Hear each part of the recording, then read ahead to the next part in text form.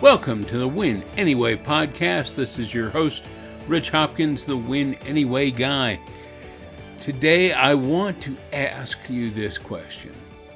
Do you remember those old memes on Facebook and perhaps other places where you would see different pictures and the caption would be to the degree of, I am a writer, or I am a fireman, or I am a speaker, I am a Toastmaster, I am a whatever. And then underneath each picture, it would be, this was what my mom thinks I do. This is what my kids think I do. This is what my spouse thinks I do. And so on. There would all be different perspectives. And some of those pictures would glorify what they think we do. Others would minimize what we do. And then there's the last picture, which was always what I actually do, which was often somewhere in between or maybe completely different and usually quite funny. Well, to me, those are all very important aspects of everything we do. Because no matter what it is we do, no matter how we identify ourselves, there are different perspectives to consider about how we are seen and how we see ourselves. The question is how do we manage those perspectives? How do we use those perspectives? And maybe how do we change those perspectives? For me, I try to be as authentic as possible. If I'm doing an introduction somewhere, I talk about that I'm a speaker. I'm a presentations coach. I am an author. I am a podcaster.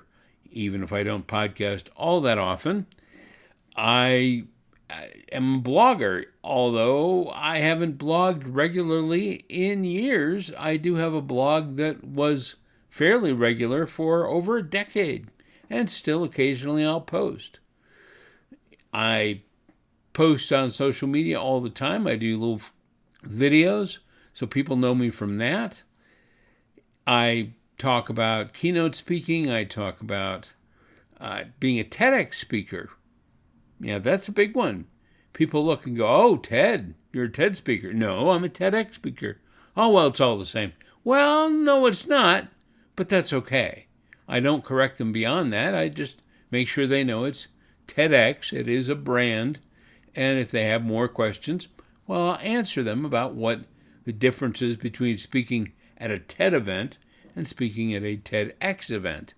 The cool thing is you just put TEDx and people make their assumptions. People make their assumptions about me all the time.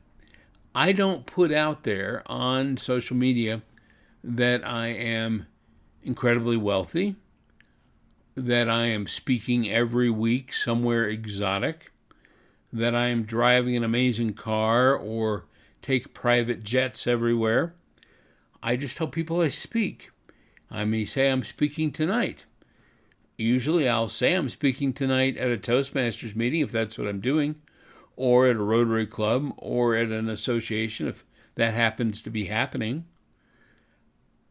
Everything I put out there is the truth. The question is how do they perceive my truth? What is their version of my truth? A lot of times when people think of a speaker, they think of somebody on stage in front of 2,000 people or more and lots of bright lights and big TV screens. Well, I don't say that that's happening unless it is, and it has. But usually that's just what people think all the time. When I say I'm an author, people think I've written many books, or they perceive me as somebody who's written a book all about himself. Well, no, I've put together compilation books where I've included other authors and I've analyzed others' entries, their speeches for humor. There are books called Go Ahead and Laugh and Go Ahead and Laugh Book 2. They are both available on Amazon.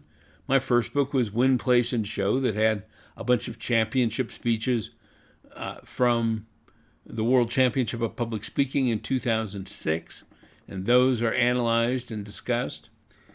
I've never written my own personal book on public speaking or motivation. I need to. I've helped my wife write a book called Thriving with Neurofibromatosis, so I can write that kind of book. I've just not really gone out and done it for myself. But people don't care. I say I'm an author. I am an author. And people run with it. Think about it as they choose to think about it. The key here is I don't lie. I don't exaggerate. But I don't correct unless somebody is overtly trying to put me in a position that I shouldn't be in. I'm not going to let somebody think I'm a millionaire or that I can coach them to become a millionaire speaker. I've never claimed that I coach people to become millionaire speakers because I have yet to become a millionaire myself, and nobody I've coached has become a millionaire. Have they made money? Have they been successful? Absolutely. Do they end up with a better speech than they've ever had before? Of course.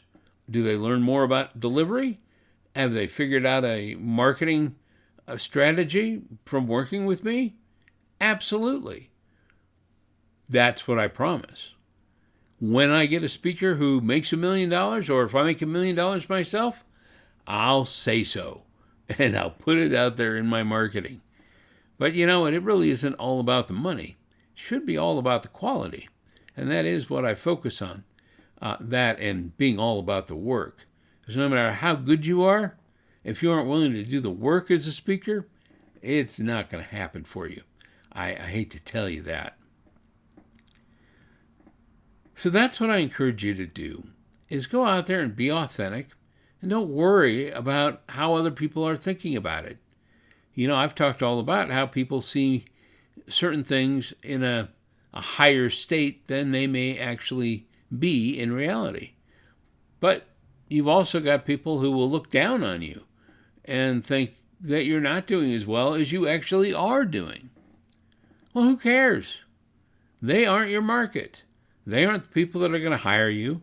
They aren't the people who need your services.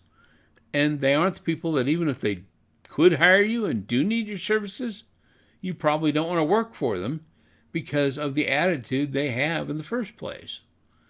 So don't worry so much about what people think either way. What was it Eleanor Roosevelt said? Don't worry about what other people are thinking about you, because chances are they're not thinking about you at all. And that is truly the case. So don't worry so much about the perceptions people have about you, the perceptions people have when you don't edit out a problem when you do a podcast. Hey, this is me. Wasn't a big deal. It's not like I sneezed. I just tripped over my words. There you go. It's authentic. Winning anyway is all about being authentic, being real, being that person that you want to be and not who the world has told you you are. You can celebrate whatever you want to celebrate. You're making progress even if you aren't getting incredible achievements accomplished, even if you aren't winning the ultimate trophy. You're still moving toward the goal. You're learning along the way.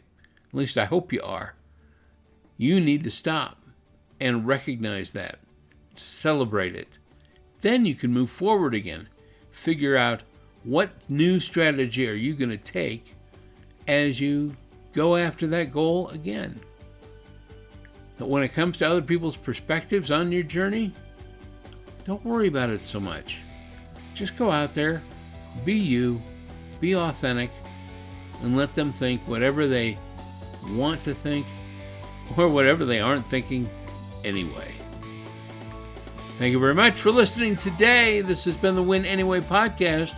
If you need a speaking coach of any kind, you've got a big speech coming up, you want to speak, to advertise your business, to get more clients, you want to go out and entertain, you want to just sound decent at a networking meeting, get in touch with me, rich@richhopkins.com.